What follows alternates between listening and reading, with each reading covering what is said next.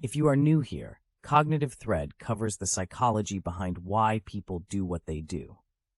Today we're looking at psychology of human behavior, and this one is fascinating. 87% of people make decisions every single day that directly harm their own goals, and most of them have no idea why it's happening. Today, we're breaking down the 5 psychological forces that turn us into our own worst enemies. Before we start, think about this. How many times this week have you done something you knew was bad for you? Maybe you stayed up late scrolling when you needed sleep. Maybe you ate the cake when you're trying to lose weight. Maybe you picked a fight with someone you care about right before something important. These aren't character flaws, they're psychology at work. Let's count down to the most shocking reason why humans sabotage themselves. Number 5. The temporal discounting trap. Your brain is literally 2 different people living in the same skull. One person cares about the future, the other only cares about right now. Psychologist George Ainsley studied this phenomenon extensively and called it temporal discounting.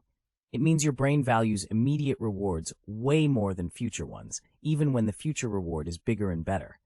Imagine 2 choices.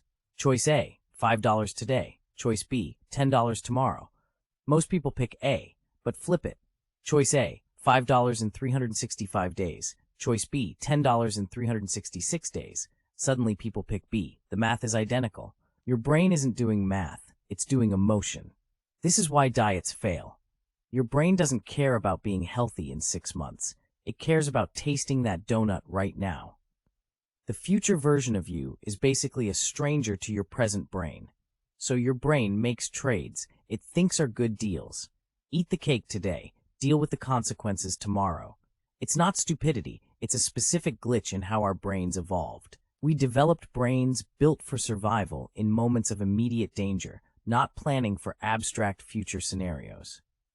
When your ancient ancestors saw food, they ate it. They didn't know where the next meal came from.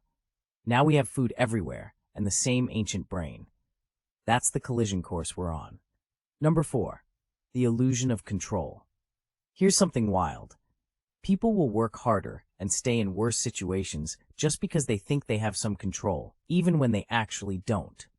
Psychologist Ellen Langer ran the classic illusion of control experiment in 1975. She had 2 groups of people play a lottery. One group chose their own lottery numbers. The other group got numbers assigned randomly. When asked how much they'd sell their tickets for, the people who chose their numbers demanded way more money. Same odds, same lottery, different sense of control. We do this constantly in our lives. You stay in a bad job because you think you can fix it, even though the problems are structural. You stay in a bad relationship because you believe you can change the other person, even though they've shown no interest in changing. You keep trying the same diet that failed you 3 times because this time you'll do it differently. The illusion of control makes us feel like we matter. It makes us feel powerful. So we cling to it even when evidence screams that we don't have power at all. The tricky part is this. Sometimes control is real. Sometimes you can change things. So your brain learned to assume it can, but it learned too well. Now it assumes control when there isn't any.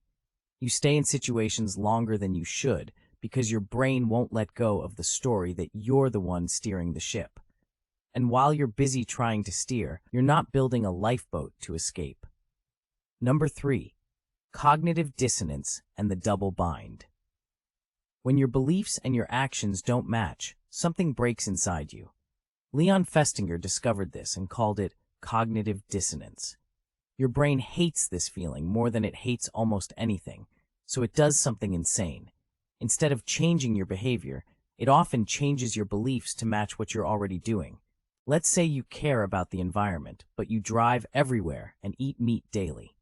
That's cognitive dissonance. Your brain has 3 options. 1. Change your behavior. 2. Change your beliefs.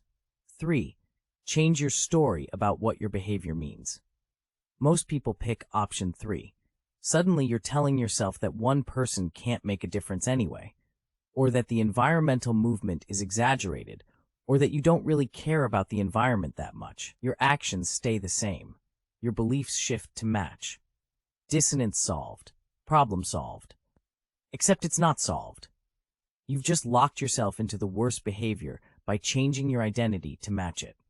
This is why smokers often downplay smoking risks, why people in debt often minimize the seriousness of debt, why people stay in situations they hate. They've already committed so much identity to it that changing their mind would require shattering their self-image. It's easier to just keep going, easier to adjust what you believe than to adjust what you do. But that easier path is the one that leads you further away from your actual goals. Number 2. The hedgehog's dilemma. Schopenhauer described a problem with porcupines. When they huddle together for warmth in winter, their spines hurt each other. When they back away to avoid pain, they freeze. There's no perfect distance. This is a metaphor for human relationships and human behavior overall. We approach what we want, but the closer we get, the more it hurts. So we back away, but backing away means we lose it. So we approach again, back and forth, stuck. Dr. Harriet Lerner, who studies apology and conflict, has found that people often sabotage their most important relationships right when things are going well.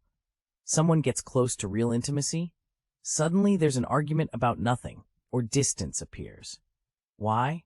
Because closeness triggers old wounds. It triggers fear. Your nervous system recognizes the vulnerability and says danger, so your brain manufactures a conflict to create safety through distance. You sabotage the thing you want because wanting it feels unsafe. This happens in careers too. You're about to get that promotion. Suddenly, you make a stupid mistake. You're about to meet someone amazing. Suddenly, you say something weird and retreat. The closer you get to what you want, the more your nervous system rebels.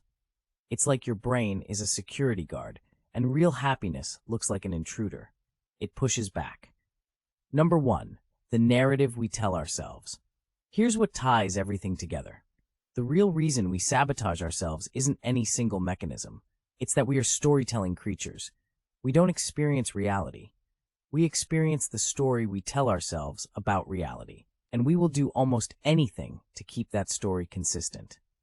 Dan McAdams, who studies narrative psychology, found that the stories we tell about ourselves, our personal narratives, shape our behavior more than facts do, more than logic, more than evidence. You tell yourself you're a person who can't lose weight, your brain will fight to keep that story true, even though it's killing you.